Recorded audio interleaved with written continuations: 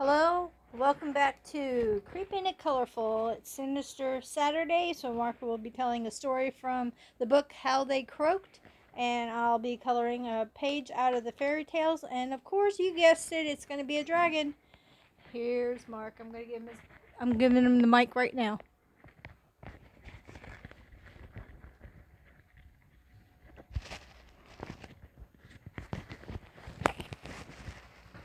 Galileo Galilei, staying alive, astronomer and physicist.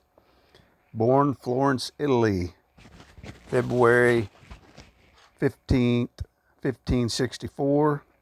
Died Arcetria, Italy, January 8th, 1642.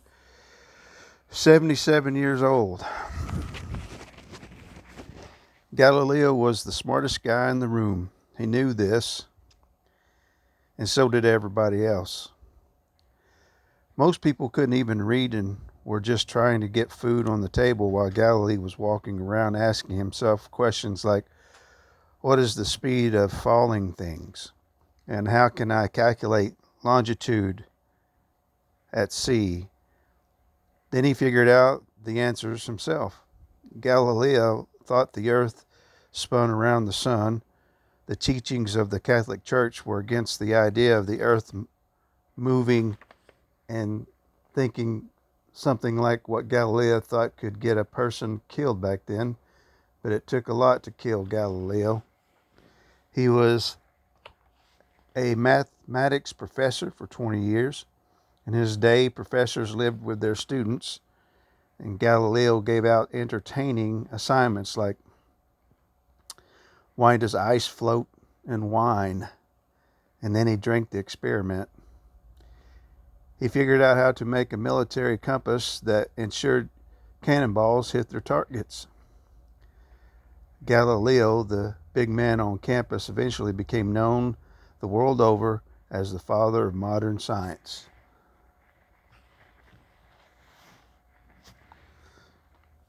Galileo was also the biological father of three illegitimate children. He never married, and the mother of his children died young.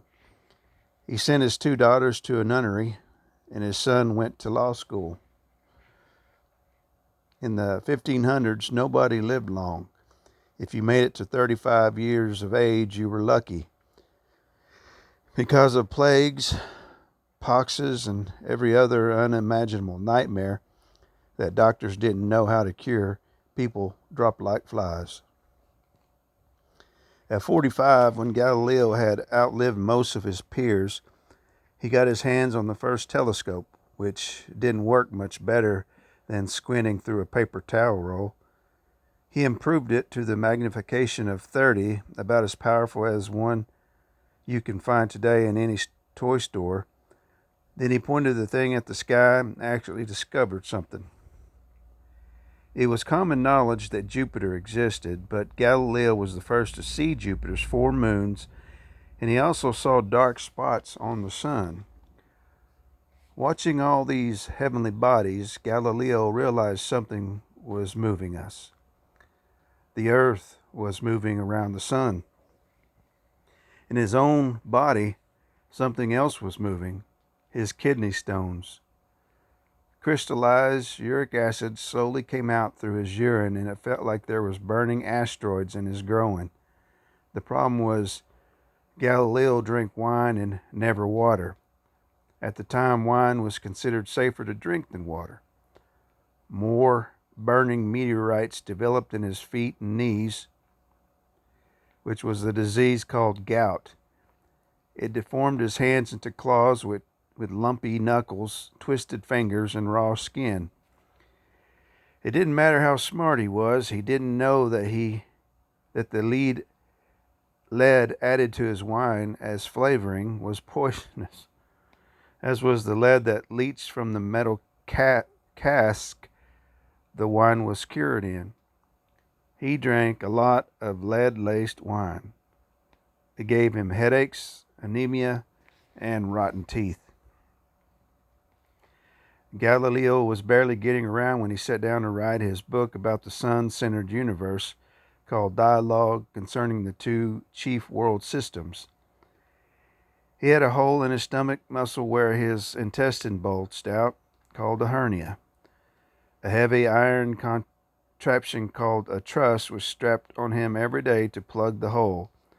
He saw a large halo around any light he looked at, and with the halo he saw nothing because of eye infections and what we know now as glaucoma. None of this stopped him from writing. But what was he thinking? The last guy who mentioned the sun-centered universe was burned at the stake by the church police, the holy office of the Inquisition. The Inquisition had the power to hunt down people who believed something different from the teachings of the Catholic Church. These people were called heretics, and sometimes they were tortured and put to death.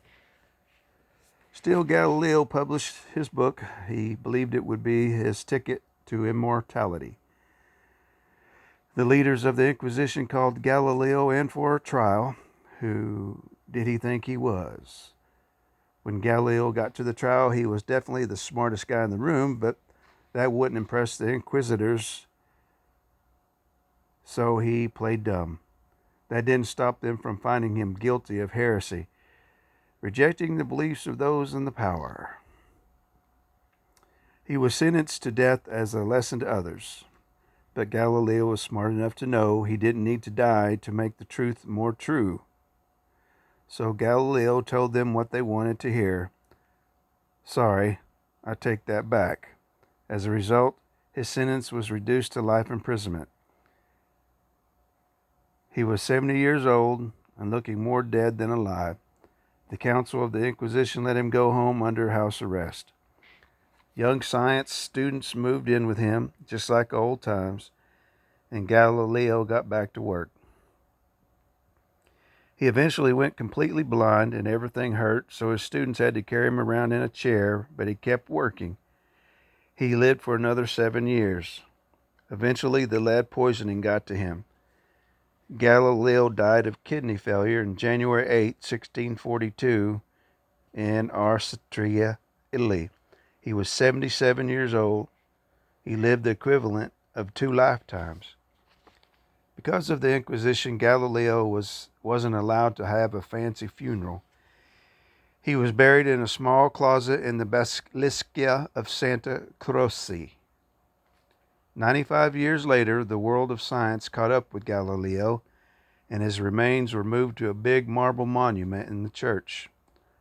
While they were at it, some fans removed a vertebrae, a tooth, and 3 fingers from Galileo's right hand. Galileo's middle finger is on display at the Museum of the History of Science in Florence, Italy. Engraved below his middle finger are the words, "This is the finger belonging to the illustrious hand that ran through the skies, pointing at the immense spaces and signaling out new stars." It's more likely he pointed at the stars with his pointer finger, saving his middle finger to point at the Inquisitioners. The church didn't officially apologize for its treatment of Galileo until 1992, 350 years after his death. Footnotes: missing fingers, vertebrae, and tooth, lead poisoning, and the Roman Inquisition. Missing fingers, vertebrae, and tooth.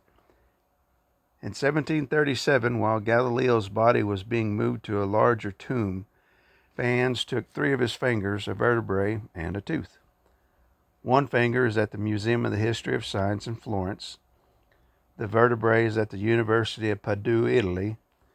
2 fingers and the tooth were kept by an Italian Marquis, but they disappeared around 1905. In 2009, 2 fingers and a tooth were sold at auction without any identification. Turns out they were Galileo's long-lost body parts. Lead poisoning. Lead poisoning can cause intense stomach pain and mental disturbances. Lead glazes on plates, bowls, and utensils, lead crystal decanters, wine cured in lead cask, lead added to wine and other foods as a sweetener and to stop spoilage. The Roman Inquisition. The Inquisition was an effort by the Roman Catholic Church to seek out and punish heretics. A heretic was anyone who opposed the teachings of the Church. In 1231, a special court was created to investigate heretics. In 1542, the Congregation of the Holy Office took control of the Inquisition.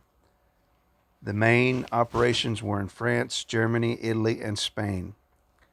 The judges were Dominican and Franciscan friars.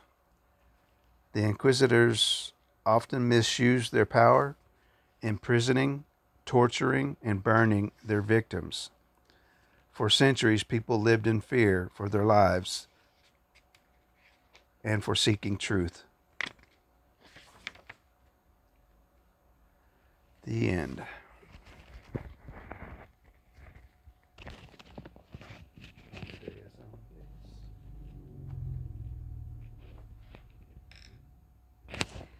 Alrighty, that was pretty interesting, wasn't it?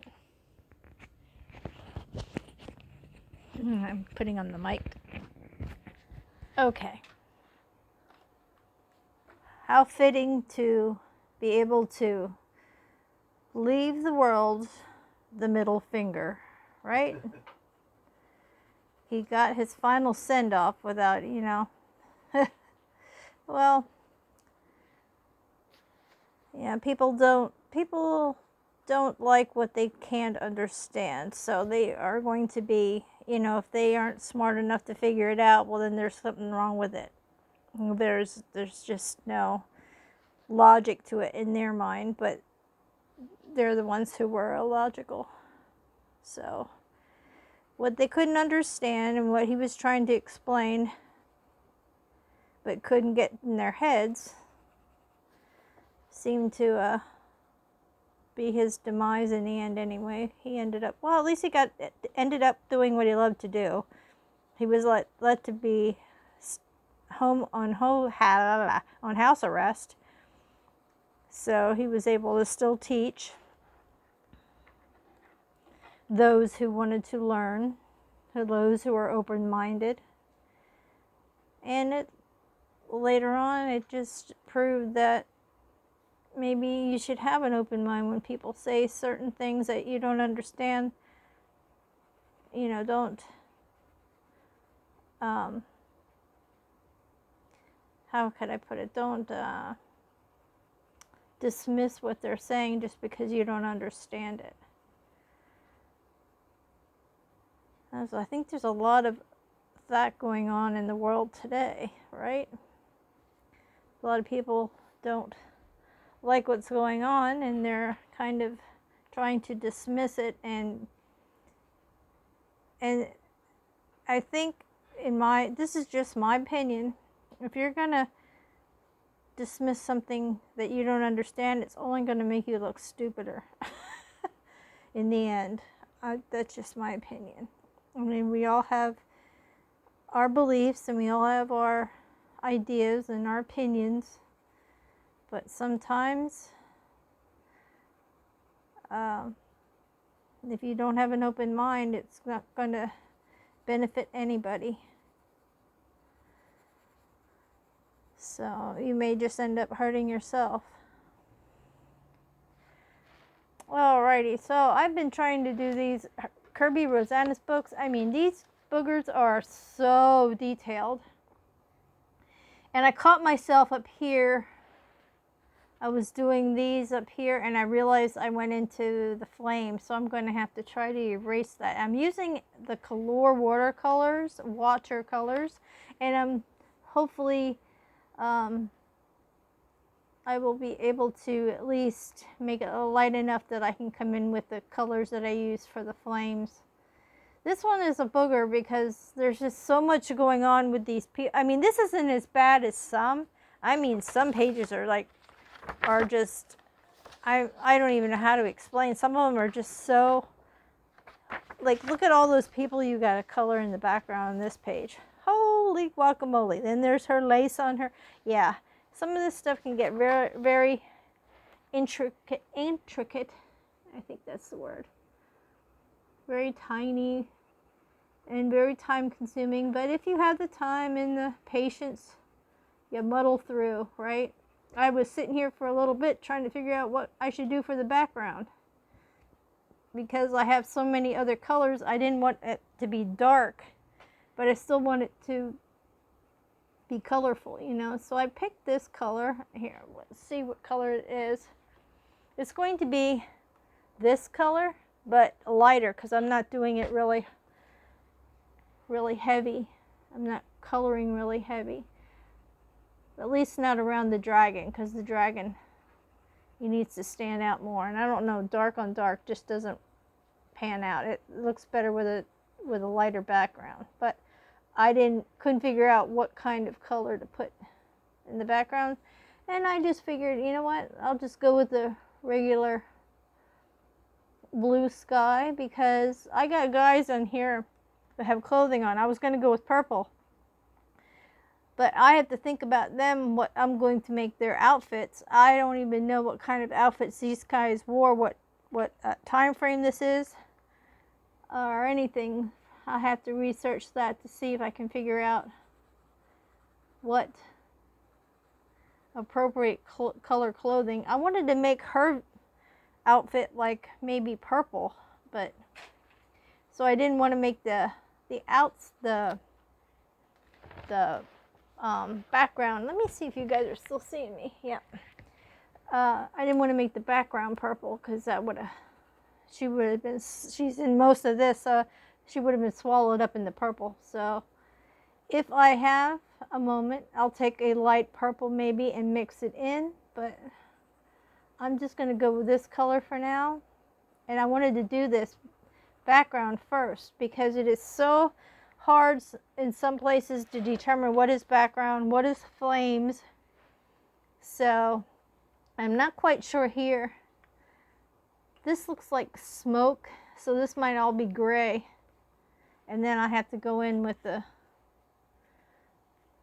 rest of the flames.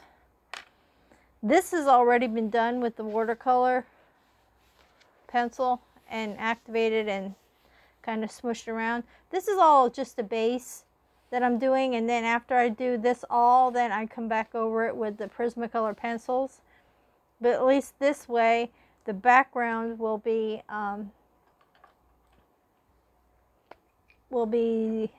covering up any white that show through the pencil, so I don't have to worry about that. Now I'm going to just do the background here.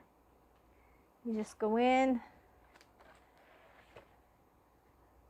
This is the first year I'm actually even doing watercolor, and I'm kind of liking it. Oh, hold on one moment. I have to get a piece of paper because I don't want it to get in any of the other papers.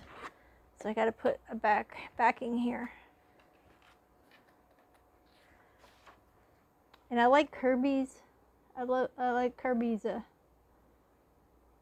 books and everything, especially the Dark Fairytales. He takes the fairy tales and twists them into dark tales, and so that's pretty cool and a great imagination, especially with these are all hand done illustrations, so that's way beyond impressive.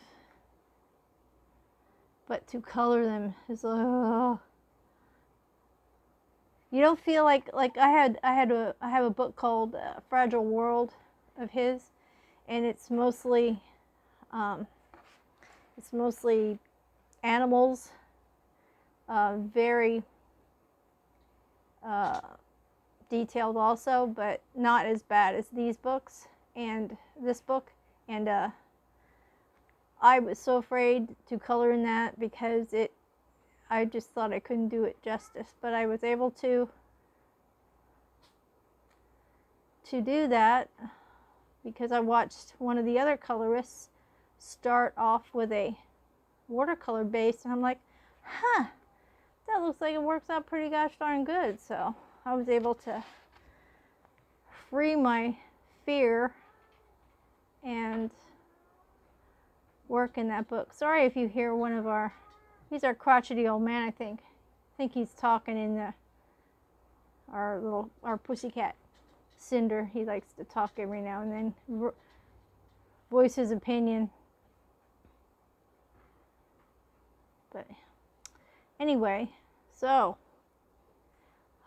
this was the month of the dragons. Let me tell you, I didn't realize I had that many dragons. I think this, when I finish this one, this will be like number 32.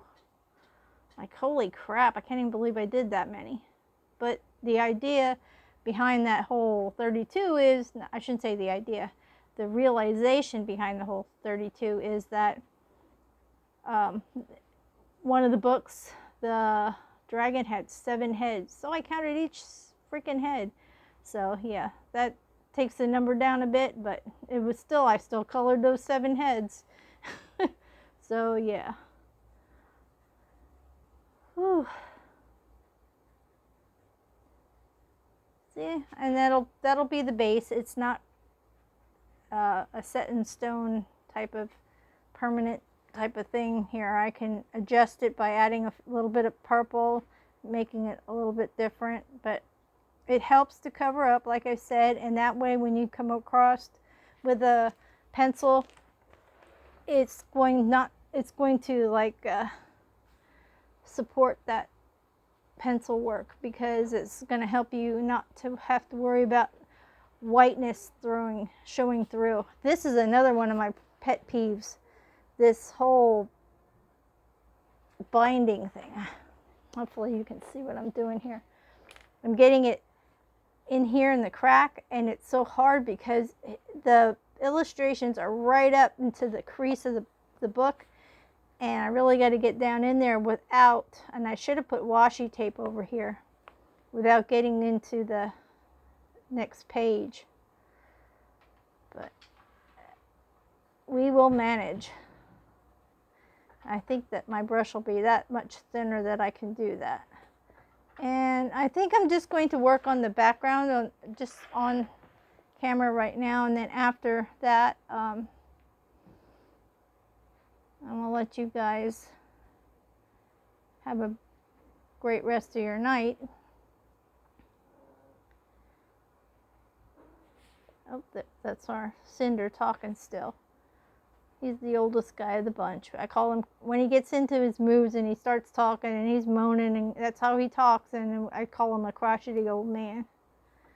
He's our crotchety old man, but he's our handsome boy too. They're all handsome. I think we only have like 2 talkers except for Stash. He's the one he's our food alarm. He lets us know when it's time to eat. In the morning, especially. See that little crevice in there? I can't get all the way down in there, but I'll try. There's just that. Oh my goodness, Cinder. You got so much to say, don't you, buddy? Yeah, this kind of freaked me out too, this line. And I was trying to figure out, well, hey, that squiggle's there, but it doesn't really mean too much. So, because this is all background here. Kind of stumped me for a second. Well, I'm moving it down in there though. I got some of that in there, so that's good.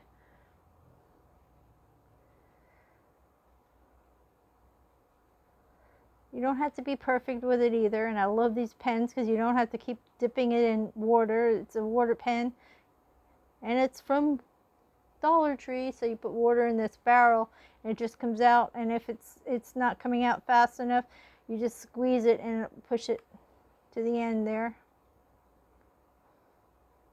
But it's doing good. It's not overbearing with the water, so it's coming out pretty nice.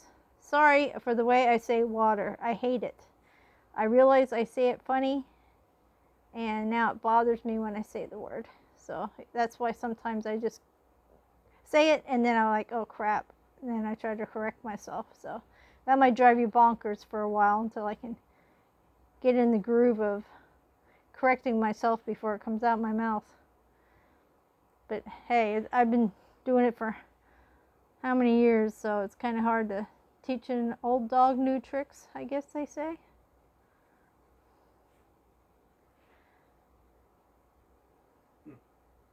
So hopefully this will not be so dark that it'll look good, and I can still add other color if I wish to later on. I can put maybe some. I don't usually do the backgrounds with Prismacolor pencil. Now I'm going to add a little bit of water. Watch how this does this. I'll squeeze it and you can see the water coming out. See that? Because it wasn't, I think it was, there wasn't enough water in the brush there. Anyway, I don't usually just color the backgrounds with Prismacolor.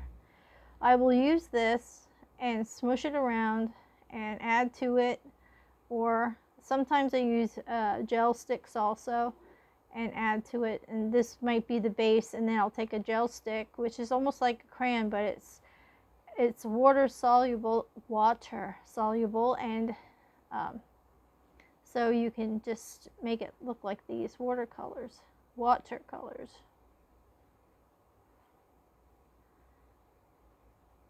You guys are probably laughing at me every time I do that, right? Water, not water. It's not spelled W-O-R-T-O-R, water. I can't believe it took me this long to figure out I said it wrong. But listening to myself talk,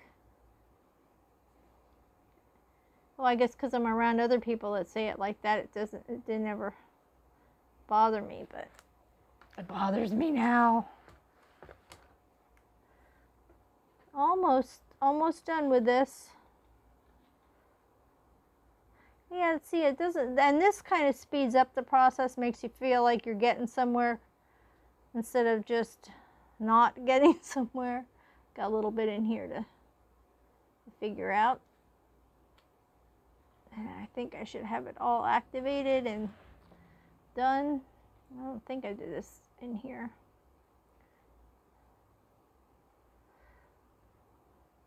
He got some twofers, doesn't he?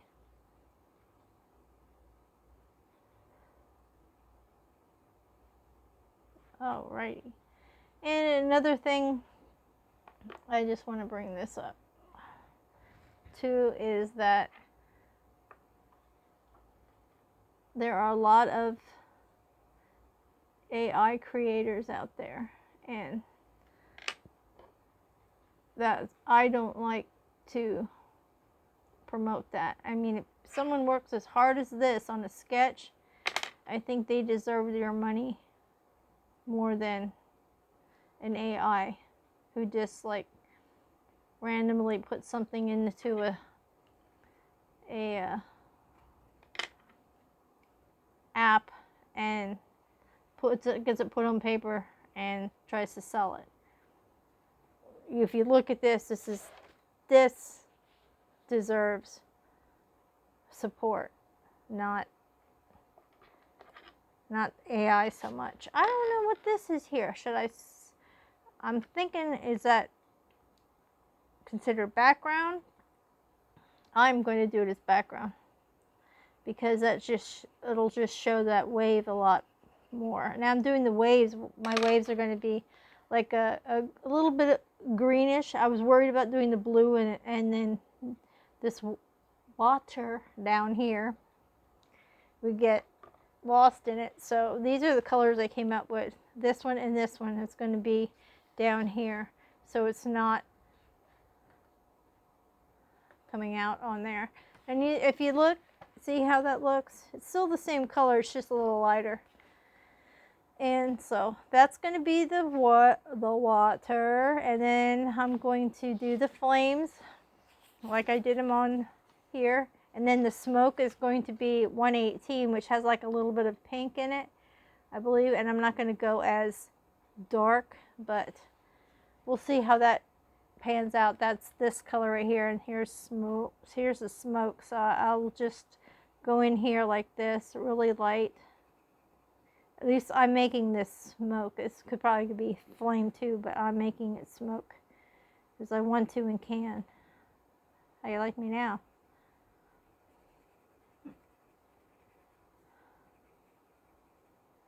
I know it looks a little flamey. I don't want to hear it. Are you coloring? Are you coloring with me? I didn't hear your suggestion. Just joking. One of these days I'll be able to do it live and then you guys can really bash me.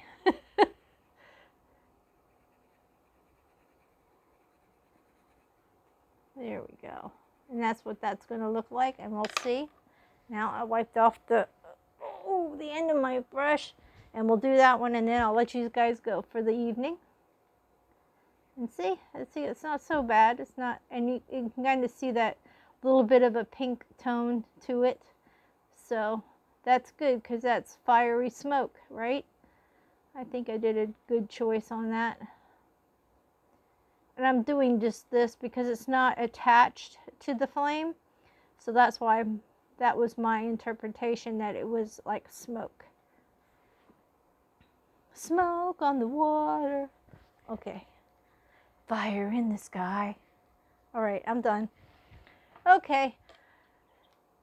And that's part of our Sinister Saturday. I hope you liked our little story. It's kind of interesting. You learn different things that you didn't normally know about these famous people and what they went through and how they ended up in the afterworld, and what made them get there, and how they lived their life, and the little fun facts. I think we have just a few more, maybe. We'll have to look through the book and see if there's any other ones worth doing a story about. But anyway, thank you so much. Please give me a thumbs up if you liked it. Subscribe if you haven't. We have a few more, and we have lots of other stuff that we do on this channel too. So I shall see you in the next video. Hopefully, stay happy, stay healthy, stay colorful, stay creepy, and stay tuned for the next video. I shall see you there. Thank you so much. Bye bye for now.